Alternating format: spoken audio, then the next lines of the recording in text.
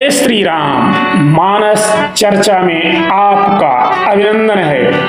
आज हम संसार की रीति इस पर चर्चा करेंगे।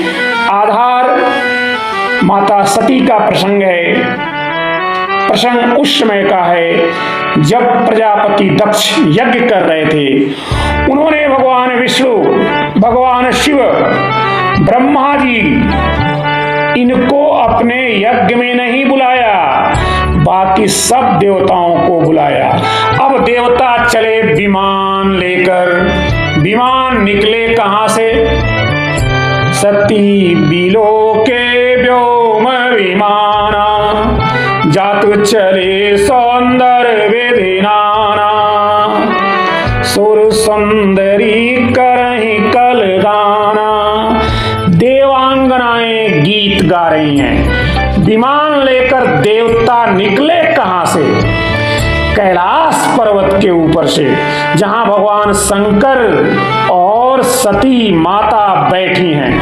अच्छा, आप सब लोग जरा यह सोचें, रेलगाड़ी की मजबूरी है कि वह पटरी पर ही चलेगी, सड़क पर नहीं चल सकती। पर आप तनिक विचार करना, वायुयान के भी यद्यपि मार्ग बने हैं, लेकिन आकाश में पटरी और सड़क की अपेक्षा थोड़ी अधिक सुविधा तो है ही। घूम कर जा सकते हैं, ज्यादा चक्कर लगाकर चले जाते। पर ये देवता विमान में बैठकर उधर ही क्यों निकले? अच्छा, निकलते तो चुपचाप चले जाते। गीत गाने की क्या आवश्यकता थी भाई? डीजे बजाने की क्या आवश्यकता है? करही कल गाना। यहाँ गोस्वामी श्री तुलसीदास जी महाराज मानव मन की दुर्बलता, संसार की रीति का वर्णन करते हैं। बहुत ही सुंदर ढंग से करते हैं। चाहे वह देवता ही क्यों न हो, पर मन तो मन है। दुर्बलता यह है, आपने अनुभव अपनी जिंदगी में भी किया होगा कि जब किसी के यहाँ जाने का निमंत्रण मिले किसी को, और जिसके यहाँ जाना हो उसके किसी खास रिश्तेदार को निमंत्रण न मिला हो, तो वह व्यक्ति उसके घर होकर जरूर जाता है जिसे निमंत्रण नहीं मिला होता है। निमंत्रण नहीं मिला, उसके यहाँ होकर जरूर जाता है। अच्छी तरह पता है कि इस बेचारे को निमंत्रण नहीं मिला है, तो भी उसे जाकर कहेगा कि चलो, चल नहीं रहे हो, आज उनके यहाँ निमंत्रण है, चलो, चल नहीं रहे हो। वह कहेगा आप जाओ। क्यों? ऐसे ही।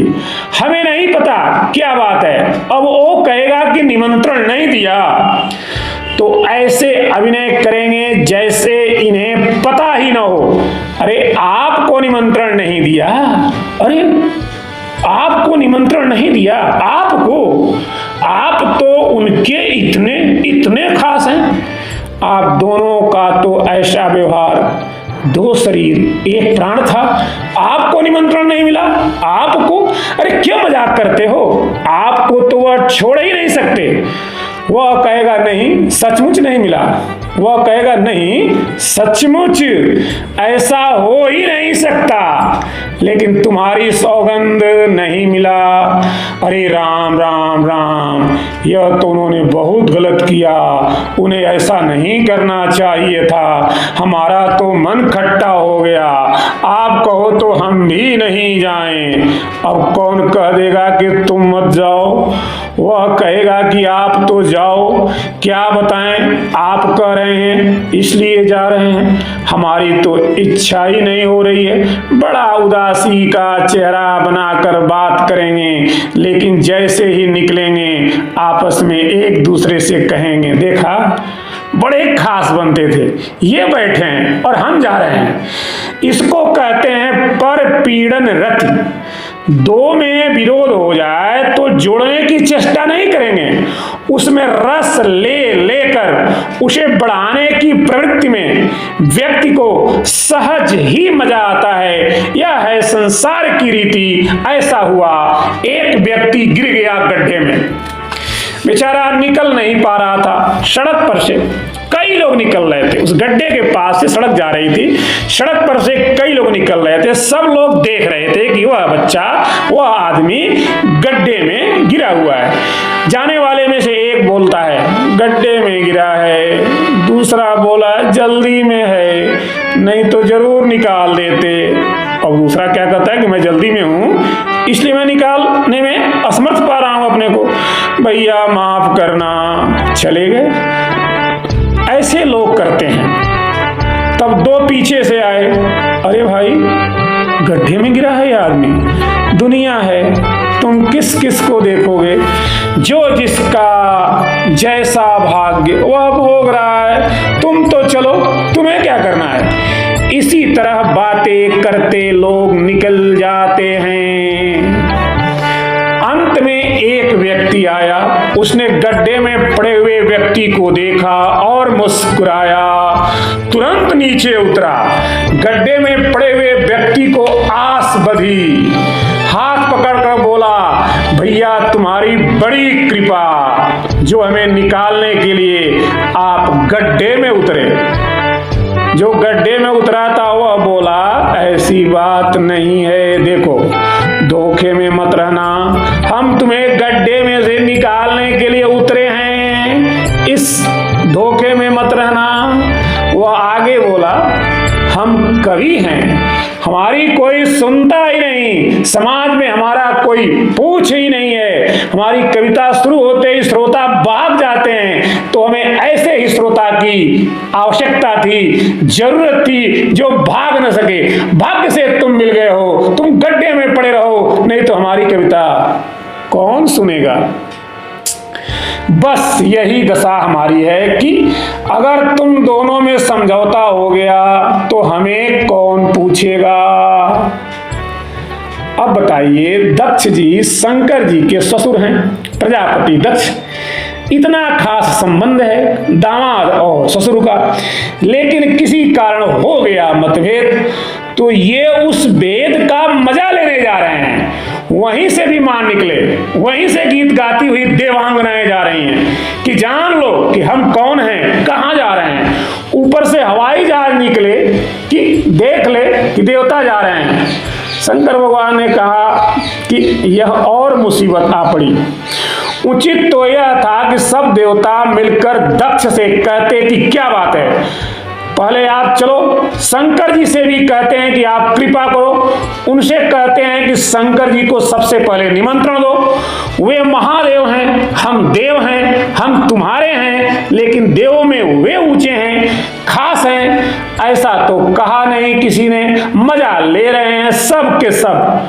विमान वहीं से निकले, पर शंकर भगवान सब सह गए, शांत।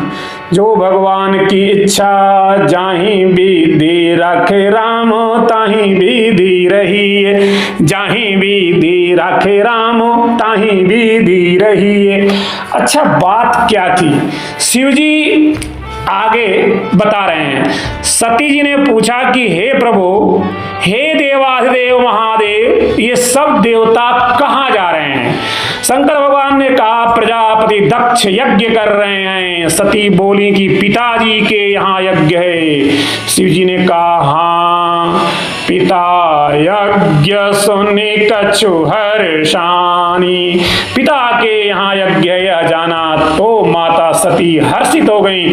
सती जी ने पूछा आप नहीं चलेंगे यज्ञ में, पिताजी के यहाँ यज्ञ हो रहा है, आप नहीं चलेंगे। धन्य है भगवान शंकर, दूसरा कोई होता तो नाराज हो जाता और यही कहता कि अच्छा हमें तो बुलाया ही नहीं। एक तो हम वही अपमान का जहर पिए बैठे हैं और ऊपर से तुम चली जाओ, हमें कोई मतलब नहीं है, दोबारा नाम मत लेना हमसे। लेकिन शंकर भगवान ऐसा बिल्कुल नहीं कहते हैं। सती ने पूछा पिताजी के यहाँ यज्ञ है, आप नहीं चलोगे। शंकर भगवान कहते हैं कहे वो नीक, बिल्कुल ठीक कहा तुमने, उचित बात कही है, मोरे वो मन भाव।